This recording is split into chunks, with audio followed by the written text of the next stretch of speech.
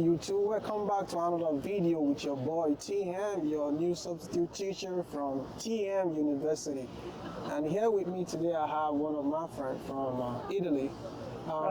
What's going on, boss? Hi. How you doing today? Thanks for having me on your channel. Good. I actually arrived this morning in New York. Wow. And I bumped into TM on the street and we started talking and and we're here sitting in Central Park. Wow. Having a conversation about life in New York, life beyond New York, beyond the U.S., and all mixed up together. So I think lots. So how was your flight? It was comfortable, very comfortable. You know, 2 hours flight? Yeah, it was 1:45. Yeah, 1:45. It was a little less than a movie. So you came in through JFK or LaGuardia? LaGuardia. Oh, LaGuardia. Yeah. Oh, so you have to take the train or the bus? I took the bus and the metro, and I actually say it was really smooth, smoother than I thought. So sometimes there's stereotypes that are around New York. I heard these three stereotypes. First, that it's a mess to get from the airport to the city. Yeah. That's wrong. I mean, in my experience, pretty easy. The second thing that this is from last time that I came to New York for work. Yeah. They say that New Yorkers walk fast. I don't know. Did you know that? I don't know. Depends. There was some people just in the middle, so that's something I didn't notice. Probably I'm just sticking around the wrong areas. Wow. And then the third one, what was it? People are rude. I mean, I don't see. You don't see that? Maybe I haven't interacted enough yet. The rude part, I can say yes or no. Okay, I'll figure it out. Depending on the people that you meet, but most people that you meet here, I don't want to say they're rude, but they just get caught up with what they are doing. Yeah. They barely have time for the people around them. Even me, I noticed that because I live in another state. But sometimes I notice that when I call people from New York, it's very hard for them to pick up their phone or the calls at one time. Which if I call the people from other states, they're just like, I don't want to say they're waiting for you to call them, but they're just right to answer to your call. There's a busyness here, but of course, I am talking about the few days I've been here. I've been twice in New York, once 2014, the other time was, again, similar situation as where I'm here, that for my company, they're calling us in because we're all remote. Wow. I just came 2 days earlier this time to get a sense of daily life in New York. Yeah. But so I can't really confirm the part of the rudeness because I haven't interacted much with strangers, but I'd say that the first part, the airport to the city, is very smooth. I have to say, easy. So I would say you make it easier for yourself because you smart too. Yeah, because having to get on the train by yourself, because I can get lost. Most people will get on the Uber straight up to the. You know. So, I have faith on public transport. I mean, oh really? Wow. I mean, it's easier to get lost in the airport of Chicago, I have to say. Wow. O'Hare. It's like, where's the metro? So it's pretty easy. I mean, LaGuardia. I don't know the other airports. So talking about Chicago, right? What's the difference? Can you tell the difference between Chicago and New York? Yeah, I have to say that there's some stereotypes that are true in the sense that I live in the northeast. So it is also a bit biased, not representative of whole Chicago. Chicago is a very diverse and also neighborhood, so it shouldn't be taken as comprehensive. But I have to say that the vibe is pretty calm. It's sort of a residential feeling where you have people that they're there, they have their, it's a balance between work and sort of neighborhood kind of life. There's a lot of emphasis on sports, so you have people that go to games. Wow. And then I've noticed that there's interest for outdoors activities, and so in the summer period, spring, it's a very good weather, so it's inviting to go out. But then in terms of mentality, I have to think that it's more provincial without necessarily being a negative sense. It means that it's more like fulfilling. People have this idea of, I I have my place, my neighborhood, my people, like a simple life, but without I get that part. Without taking away the richness of living in a city, you know. I get that part. So they're content, if that's the right word, you know. I get that part. And also very approachable. I have to say this thing. It's very approachable. Really? Yeah, with people outside, kind. I think it's just different. Vibe here. It might be that people are busy, a lot of things to do there also, but maybe they walk a bit slower. Wow. I might have to take a trip to Chicago. Yeah, you should. It's Nice. Definitely. But I don't know. They said it's cold out there. Depends if you go in December, yes. But go in September, October. Starting from April, it's like this. Wow. So. Wow. But definitely, it's I would say quieter frequency, if I have to say in that sense. It's more chill. Also, let's say the downtown, it's probably like few blocks of Manhattan, you know, and then all the rest is flat neighborhoods. So that's also the sense that it's a big city. It's the third. Wow. Big so if city. I'm to ask you now, if you have to choose between Chicago and New York City to live and work, to stay, which one will you prefer? Personality-wise, personality-wise, I have to say that I prefer being in an environment that is quiet and that gives me the opportunity to be more busy. Yes. So I would prefer Chicago because here I think that the level of stimulation is always high, and I would have to go out to sort of wind down and then come back. Instead in Chicago, I think it's the opposite. If I want to wind up, I just go downtown or come here. Okay. So that's for me. But I think that, I think there's also, in Chicago, I've noticed there's this tendency or like spaces where people you see that people just start a family and they move in the suburbs. So there's this family-oriented settling down sort of thing. Yeah, I'm trying to look for what to use to qualify that. That's why I was mentioning a mixture between residential and provincial feeling, which is the thing that you have downtown, big palaces and everything, but then all the rest is a mixture between variety of shops.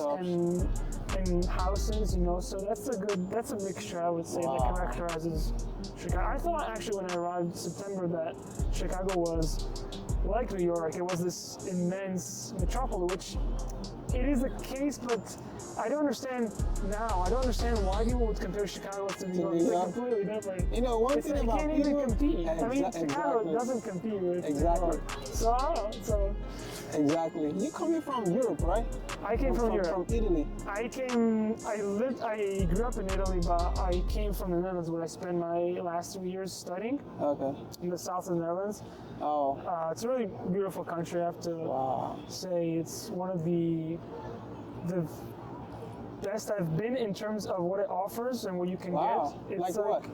What it offers is a good mixture of business, livelihood, this agile mindset like in the US, but at the same time they have a really high priority in work-life balance. Wow. It's this good. They have that sounds very nice. They have a great welfare system. I studied social and labor policy, so I know a bit of that, and I have to say it's one of the best. Also, a lot of sort of a whole spectrum from assistance to people that are in need to unemployment to all these sort of mechanisms. But you have to understand too that as Europe is pretty much socialist country. But I know. America is capitalist. Yeah, wait. Let me clarify this. The terminology of social is misused because social can be very easily confused with historical heritage of the Soviet Union, which is not the case. No, that's not okay. You go ahead. Because what I'm saying was that in Europe countries like that, they care more about their own people. The government, they don't care about making money. Even the individual that have companies, they care more to the people. It's like you get more values for your money spent in Europe.